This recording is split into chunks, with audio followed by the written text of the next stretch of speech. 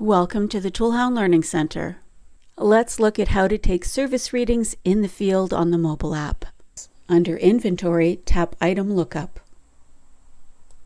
We'll tap to scan the barcode for the truck. At the bottom of the screen, we'll tap Readings. Tap Plus to add a new reading. Tap to select the meter to read and enter the numeric reading value. And then tap Save.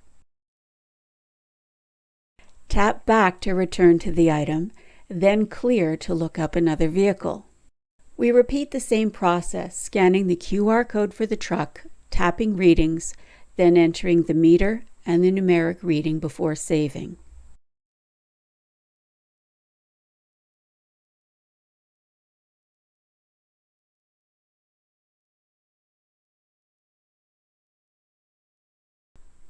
Next, we'll look up the vehicle by scanning the VIN barcode that's been entered as the serial number before recording the mileage.